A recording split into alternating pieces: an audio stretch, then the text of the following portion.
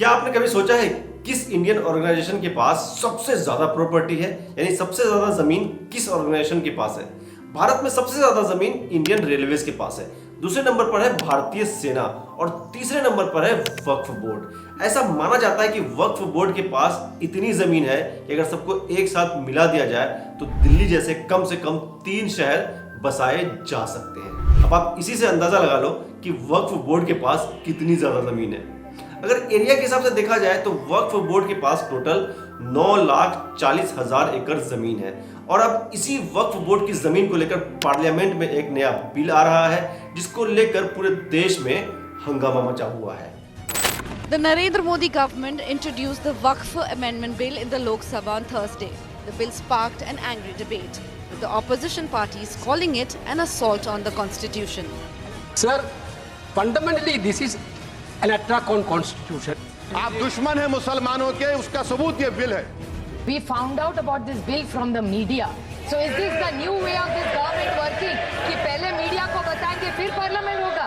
दोस्तों, आप लोगों के मन में ये सवाल जरूर आ रहा होगा कि आखिर क्या है ये वक्फ बोर्ड और इनके पास इतनी ज्यादा जमीन आई कहां से? इन जमीनों की देखभाल कौन करता है? और सबसे बड़ी बात, इन जमीनों से होने वाली आमदनी खर्च कहां होती है? और अब मोदी सरकार वक्फ के साथ ऐसा क्या बदलाव कर रही है कि पूरे देश में इसको लेकर हंगामा मचा हुआ है? चलिए इन सारे सवालों को एक एक कर डिटेल में समझते हैं। वक्फ अरबिक वर्ड वकूफा से बना है जिसका मतलब होता है अपनी हिरासत में ले लेना। इस्लामिक बिलीव्स के अकॉर्डिंग अगर कोई इंसान अल्लाह को खुश करने की नियत से अपनी जमीन या अपनी प्रॉपर्टी डोनेट कर देता है तो उसे वक्फ कहा जाता है। यानी इस्लामिक बिलीव्स की वजह से दान की गई प्रॉपर्टी वक्फ कहलाती है और जो इंसान वक्फ करता है यानी डोनेट करता है उसे वकीफा कहा जाता है। इस्लाम में जो भी प्रॉपर्टी वक्फ की जाती है उसके साथ एक कंडीशन भी है, वो ये कि वक्फ की गई प्रॉपर्टी से होने वाली कमाई को सिर्फ इस्लाम से जुड़े कामों में ही खर्च किया जा सकता है। यानी उन पैसों से मस्जिद, मदरसा, कब्रिस्तान, हॉस्पिटल जैसे जगह बनाए जा सकते हैं। इस्लाम में वक्फ का कॉन्सेप्ट प्रॉफेट मोहम्मद के टाइम से ही शुरू हुआ था जो आज तक चला आ रहा है। दोस्तों, आपके मन में यह सवाल भी जरूर आ रहा होगा कि भारत में वक्फ की शुरुआत कैसे हुई? ऐसा माना जाता है कि भारत में वक्फ की शुरुआत 1173 में दिल्ली सल्तनत ने की थी। उस वक्त दिल्ली सल्तनत के सुल्तान थे मुइजुद्दीन। उन्होंने मुल्तान की जामा मस्जिद के लिए 2 गांव डोनेट कर दिया था और उसी के बाद से भारत में वक्फ परंपरा की शुरुआत हो गई थी। भारत में आजादी के बाद 1954 में भारतीय संसद यानी इंडियन पार्लियामेंट ने वक्फ एक्ट 1954 बनाया और फिर वक्फ एक्ट को फॉलो करके वक्फ बोर्ड को बनाया गया। पूरे देश में वक्फ की जितनी भी प्रॉपर्टीज है उन सब की सारी जिम्मेदारी इसी वक्फ बोर्ड के ऊपर है। यानी ये वक्फ बोर्ड ही है जो इन सारी प्रॉपर्टीज को हैंडल करता है। 1947 में जब भारत पाकिस्तान का बंटवारा हुआ और भारत के बहुत सारे मुसलमान पाकिस्तान चले गए, उनके पीछे उनकी बहुत सारी प्रॉपर्टीज यानी घर, दुकान, मकान, खेत वो सब यहीं रह गए। तब 1954 में बने वक्फ कानून की हेल्प से उनमें से ज्यादातर प्रॉपर्टीज को वक्फ में शामिल किया गया। वक्फ बोर्ड बनने के अगले साल यानी 1955 में पार्लियामेंट ने एक और कानून बनाया जो ये राइट देता है कि भारत के हर स्टेट में एक वक्फ बोर्ड बनाया जा सकता है। फिर 1964 में स्टेट के वक्फ बोर्ड को गाइड करने के लिए एक सेंट्रल वक्फ काउंसिल भी बनाया गया। अब एक बड़ा सवाल यहाँ ये उठता है कि वक्फ बोर्ड में कौन लोग होते हैं? दोस्तों, पार्लियामेंट के लॉ के अकॉर्डिंग सेंट्रल वक्फ काउंसिल में सबसे ऊपर सेंट्रल गवर्नमेंट के माइनॉरिटी अफेयर्स मिनिस्टर होते हैं। अभी के टाइम पे ये मिनिस्टर किरण रिजिजू हैं। दूसरे नंबर पर वक्फ के डायरेक्टर होते हैं जो सेंट्रल गवर्नमेंट के ज्वाइंट सेक्रेटरी लेवल के ऑफिसर होते हैं और इसके अलावा 8 बोर्ड मेंबर्स भी होते हैं।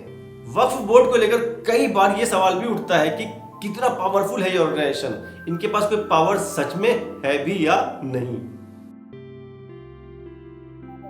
दोस्तों, यहां ये समझना बहुत जरूरी है कि असल में वक्फ बोर्ड एक बहुत ही पावरफुल ऑर्गेनाइजेशन है। वक्फ की सारी प्रॉपर्टीज की जिम्मेदारी वक्फ बोर्ड की ही है। कितनी अर्निंग हुई, कहां खर्च करना है, किसकी प्रॉपर्टी को वक्फ में मिलाना है, प्रॉपर्टी किसको ट्रांसफर करना है, किस प्रॉपर्टी का क्या इस्तेमाल करना है, ये सारे डिसीजंस वक्फ बोर्ड ही तय करती है। एक बार जो प्रॉपर्टी वक्फ के पास आ गई वो हमेशा के लिए वक्फ की हो जाती है, उसे वापस नहीं किया जा सकता है, ना ही उसको लेकर किसी भी तरह की कोई अदालत में कार्रवाई की जा सकती है। और ये सब कुछ लीगल है, सारी चीजें कानून के दायरे में होती है। ये सारा राइट्स इंडियन पार्लियामेंट देता है वक्फ बोर्ड को। दोस्तों ये तो थी वक्फ बोर्ड की पूरी कहानी। अब बात करते हैं वक्फ बोर्ड बिल 2024 की, जिसमें यह देखना जरूरी है कि आखिर मोदी गवर्नमेंट वक्फ बोर्ड के कानून में क्या चेंजेस कर रही है कि इस बिल को लेकर इतना ज्यादा विरोध हो रहा है पूरे देश में। मोदी गवर्नमेंट में माइनॉरिटी अफेयर्स मिनिस्टर किरण रिजिजू ने जो बिल पार्लियामेंट में पेश किया है उसमें ऐसे प्रोविजंस है जो वक्फ बोर्ड की पावर को काफी हद तक लिमिटेड कर देगा। यानी पहले के मुकाबले वक्फ बोर्ड की ताकत बहुत हद तक कम हो जाएगी। यानी इस बिल के बाद से गवर्नमेंट अगर चाहेगी तो वक्फ बोर्ड को अपने हिसाब से कंट्रोल कर सकती है। चलिए अब देखते हैं वो नए चेंजेस क्या है जो मोदी गवर्नमेंट वक्फ बोर्ड में लाना चाह रही है। नंबर 1, नए लॉज के अकॉर्डिंग वक्फ बोर्ड में अब सिर्फ मुस्लिम्स ही नहीं बल्कि गैर मुस्लिम्स यानी दूसरे धर्म के लोग भी शामिल हो सकते हैं, जो कि अभी तक पॉसिबल नहीं था। नंबर 2, वक्फ बोर्ड का सीईओ भी गैर मुस्लिम हो सकता है। नंबर 3, पुराने लॉज के अकॉर्डिंग वक्फ बोर्ड में कोई फीमेल अलाउड नहीं थी, लेकिन नए कानून में वक्फ बोर्ड में 2 औरतों को भी शामिल किया जाएगा। नंबर 4, वक्फ बोर्ड अगर किसी प्रॉपर्टी पे क्लेम करता है तो उससे पहले यह वेरीफाई करना होगा कि यह प्रॉपर्टी उसी की है। नंबर 5, अगर किसी जमीन पर मस्जिद बना है तो वह जमीन वक्फ की हो जाती थी, लेकिन अब मस्जिद होने के बाद भी वक्फ को यह वेरीफाई करना होगा कि यह जमीन उनकी ही है। नंबर 6, भारत सरकार के सीएजी यानी कंट्रोलर एंड ऑडिटर जनरल के पास यह राइट होगा कि वह वक्फ बोर्ड को ऑडिट कर पाएगा, जबकि अब तक ऐसी पावर किसी के पास भी नहीं थी। नंबर 7, वक्फ बोर्ड को अपनी प्रॉपर्टी को उस जिले यानी डिस्ट्रिक्ट के मजिस्ट्रेट के पास रजिस्टर कराना होगा जहां वो प्रॉपर्टी है, ताकि उस प्रॉपर्टी के ओनरशिप की जांच की जा सके कि असल में ये प्रॉपर्टी किसकी है। नंबर 8, वक्फ बोर्ड की प्रॉपर्टी के क्लेम को अब कोर्ट में चैलेंज किया जा सकता है और लास्ट डिसीजन कोर्ट का ही होगा कि क्या सही है क्या गलत, ये कोर्ट डिसाइड करेगी। दोस्तों ये वो मेजर चेंजेस हैं जो वक्फ बोर्ड के एग्जिस्टिंग कानून में करने की तैयारी चल रही है। देश में बहुत सारे लोगों का ऐसा मानना है कि मोदी गवर्नमेंट की नजर वक्फ की प्रॉपर्टीज पर है, इसलिए वो ऐसे कानून बना रही है ताकि वक्फ की जमीन को आसानी से बेचा जा सके। अभी तक ये इसलिए पॉसिबल नहीं था क्योंकि वक्फ बोर्ड कानून किसी को भी वक्फ की प्रॉपर्टीज में इंटरफेयर करने नहीं देता था, लेकिन अब अगर नया कानून लागू हो जाता है तो ये पॉसिबल हो जाएगा।